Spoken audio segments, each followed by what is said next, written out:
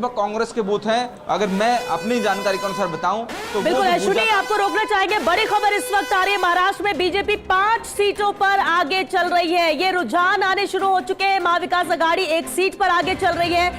ये बड़ी खबर है। झारखंड की बात कर ले, एनडीए 6 और इंडी गठबंधन 3 सीटों पर आगे चल रहे हैं। महाराष्ट्र और झारखंड के ये शुरुआती रुझान, जब महाराष्ट्र में बीजेपी 5 सीटों पर आगे चल रही है और महाविकास आघाड़ी 1 सीट पर आगे चल रही है। इसको श्वेता महायुति कहें तो ज्यादा अच्छा है, क्योंकि महाराष्ट्र के अंदर महायुति है और महायुति 6 सीटों पर आगे, या कहें 5 सीटों पर आगे, और वहीं महाविकास आघाड़ी अगर उसकी बात की जाए तो 3 सीटों पर। दौसा कलेक्टर क्या कुछ कह रहे हैं, सुनिए सर। के लिए अवेलेबल होगा तो 8:30 बजे से ईवीएम की काउंटिंग स्टार्ट हो जाएगी और उसके बाद जैसे जैसे रिजल्ट आते जाएंगे हम डेटा को पब्लिक करते जाएंगे।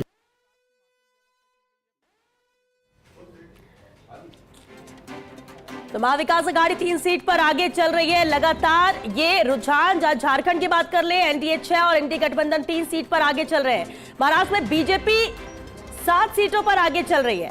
इसका मतलब ये है श्वेता कि अभी तक शिवसेना जो शिंदे की है और जो एनसीपी अजीत पवार की है, उनको अभी तक कोई सीट पर लीड नहीं मिली है, और इसलिए शायद हम बीजेपी लिख रहे हैं। और महाराष्ट्र में बीजेपी 8 सीटों पर आगे हो चली है, जबकि महाविकास आघाड़ी 4 सीटों पर इस वक्त आगे चल रही है, और उसमें कांग्रेस 3 पर है और शिवसेना जो उद्धव ठाकरे की है वो 1 सीट पर आगे है।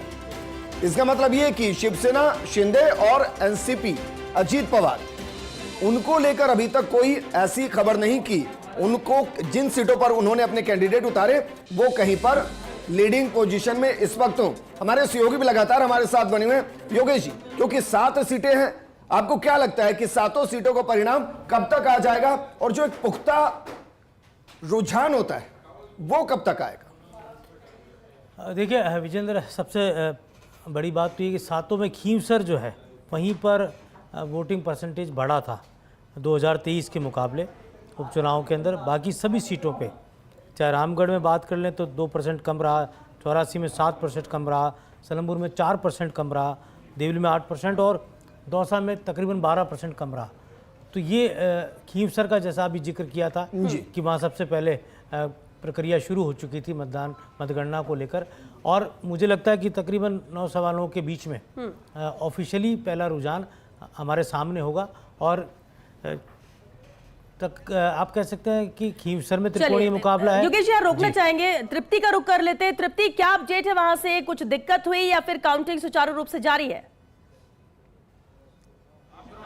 बिल्कुल काउंटिंग यहाँ पर जारी है, लेकिन श्वेता दिक्कत ये हुई है कि जो मीडिया कर्मी हैं उन्हें इस वक्त अंदर जो एंट्री है वो नहीं दी जा रही, जिसको लेकर थोड़ा सा आक्रोशित यहाँ पर जो मीडिया कर्मी है वो नज़र आ रहा है कि जो लोग यहाँ पर मौजूद है जिनके पास प्रॉपर पासेस है उन्हें भी अंदर नहीं जाने दिया जा रहा है। और इसको लेकर यहाँ पर बातचीत करते हुए वो अधिकारियों से नज़र आ रहे हैं कि भाई उन्हें अंदर की तस्वीरें हालांकि दिखाने ना दी जाए, लेकिन अंदर का जो आंकड़ा है, अंदर की जो चीज़ें हैं वो मीडिया कर्मी को पता चलनी चाहिए, मीडिया को पता चलनी चाहिए। और इसी को लेकर समझाइश भी यहाँ पर चल रही है। मीडिया जो है वो यहाँ पर अपनी बात यहाँ पर कहते हुए नजर आ रहे हैं कि भाई सभी जितने भी यहाँ पर उपचुनाव हो रहे हैं वहाँ पे सभी को, मीडिया कर्मियों को अंदर जाने की जो अनुमति है वो है, लेकिन यहाँ पर प्रॉपर एक परमिट होने के बावजूद, एक पास होने के बावजूद अंदर नहीं जाने दिया। और उसमें क्या कुछ दिक्कत है वो ये यहाँ पर अधिकारियों से जान रहे हैं। लेकिन ये बताइए कि मीडिया सेंटर होता है ना हर जगह, जहां बाकायदा टीवी स्क्रीन लगी होती है, जहां से सारी जानकारी मिल रही होती है, भाई वो वहां भी तो बना होगा, क्या वहां तक भी एंट्री नहीं? जी बिल्कुल विजेंद्र, यहाँ पर भी मीडिया प्रकोष्ठ जो है वो बना हुआ है, मीडिया सेंटर जो है बना हुआ है, लेकिन यहाँ पर बातचीत मीडिया कर्मियों की यही है कि उन्हें एटलीस्ट हर चैनल से एक मीडिया कर्मी को अंदर जाने की जो अनुमति है वो दी जाए। उसको लेकर यहाँ पर जो एक कह सकते हैं बातचीत हो रही है, जिसकी समझाइश जो है यहाँ पर की जा रही है, और बोला भी जा रहा है कि जो उनका पास है वो यहाँ पर देख रहे हैं, और जो बातचीत जो भी होगी वो भी निकल कर सामने आएगी कि आखिर इन्हें अनुमति मिलती है या नहीं। मैं आपको बता दूँ कि कलेक्टर रामावतार मीना भी अंदर मौजूद है, जो अभी खुद मीडिया सेंटर में पहले गए थे, सारे मीडिया कर्मियों से उन्होंने बातचीत की और उसके बाद में वो अंदर गए। और अब ये तस्वीरें यहाँ से निकलकर सामने आ रही हैं कि भाई आगे देखते हैं क्या होता है, क्या मीडिया कर्मियों को अंदर जाने की अनुमति मिलती है या नहीं, क्योंकि जो एक आंकड़ा है। बिल्कुल तृप्ति, आपको रोकना चाहेंगे, इस वक्त बड़ी खबर आ रही है, क्योंकि बड़ी खबर से रूबरू करा दे। लगातार रुझान नजर आ रहे हैं, जहां झारखंड में एनडीए 6 और इंडी 3 सीट पर आगे चल रही है, वहीं महाराष्ट्र में बीजेपी 13 सीटों पर आगे चल रही है।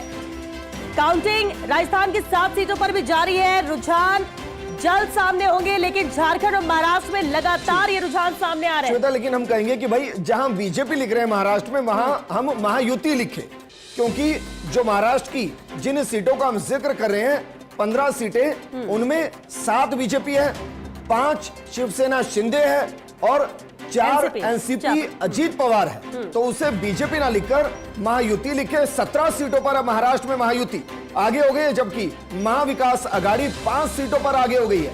इस वक्त की बड़ी अपडेट। और इस दौरान देवेंद्र फडणवीस आगे चल रहे हैं, एकनाथ शिंदे आगे चल रहे हैं, अजीत पवार आगे चल रहे हैं। फिलहाल ये शुरुआती रुझान है, लेकिन हम आपको बता रहे हैं कि कौन कौन से बड़े नेता इस वक्त आगे चल रहे हैं। हालांकि जैसे जैसे ईवीएम खुलना शुरू होगी, रुझान परिणाम में बदलने शुरू होंगे। और अमूमन ऐसा हो भी जाता है कि जो शुरुआती रुझान होते हैं उसके हिसाब से परिणाम नहीं होते। होता यह भी है श्वेता की जो शुरुआती रुझान होते हैं वो कभी टूटता भी नहीं है। बिल्कुल। और इधर क्योंकि झारखंड महाराष्ट्र से लगातार ये रुझान आ रहे हैं, सरायकेला में बीजेपी से चंपाई सोरेन आगे चल रहे हैं। सुबह हम जिक्र भी कर रहे थे कि किस तरह से महत्वपूर्ण चेहरे हैं, लेकिन अभी शुरुआती रुझान उनके लिए अच्छे साबित हो रहे हैं। उत्तर प्रदेश के गाजियाबाद से बीजेपी आगे चल रही है, जहां की उपचुनाव यहां पर भी हुए। उत्तर प्रदेश की 9 अहम सीटें जिस पर उपचुनाव है, उसके भी जो रुझान सामने आ रहे हैं। उत्तर प्रदेश के खैर से भी बीजेपी आगे चल रही है। हालांकि एग्जिट पोल में भी बीजेपी को ही बढ़त उत्तर प्रदेश में दी गई थी। और लगातार महाराष्ट्र में महायुति जिस तरह से लगातार आगे बढ़ने की बात करें, 48 सीटों पर महायुति आगे चल रही है।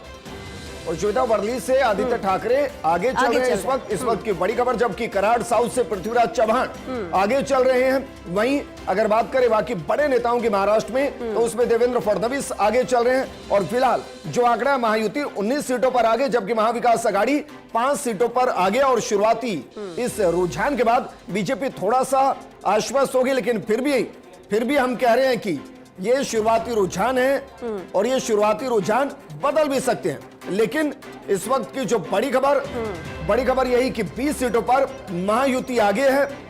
बरहेट से हेमंत सोरेन आगे चल रहे हैं। इसके अलावा बारामती से अजीत पवार अब पीछे हो गए हैं। बिल्कुल। और लगातार ये जो आंकड़े नजर आ रहे हैं रुझानों में भी, और महाराष्ट्र झारखंड के साथ साथ उपचुनाव की भी सीटों पर अहम नजर है। जहां पर उत्तराखंड की उत्तर प्रदेश की बात कर लें या फिर हम राजस्थान की बात कर लें, क्योंकि राजस्थान में भी अब जल्द ही रुझान आने ही वाले हैं। लेकिन झारखंड की 81 में से 14 सीटों पर एनडीए गठबंधन और 10 पर जेएमएम प्लस कह सकते हैं वो आगे चल रही है। तो 81 सीटों पर झारखंड के यहां पर एक के बाद एक रुझान आ रहे हैं, जहां पर करीब 25 सीटों पर रुझान आ चुके हैं। बिल्कुल। और इस दौरान दुमका से जेएमएम के वसंत सोरेन आगे चल रहे हैं। वहीं अगर बात करें बाकी सीटों की, तो धनबाद से बीजेपी के बाबूलाल मरांडी आगे चल रहे हैं। लगातार अपडेट हम आपको दे रहे हैं कि कौन सी सीट से कौन आगे चल रहा है। ये शुरुआती रुझान है। और वायनाड से प्रियंका गांधी आगे चल रही हैं। इस सीट पर अगर प्रियंका जीतती है तो पॉलिटिकल शुरुआत उनकी होगी 460 वोटों से। फिलहाल प्रियंका गांधी आगे चल रही हैं। योगेश जी हमारे साथ बने हुए, नरेश जी हमारे साथ बने हुए।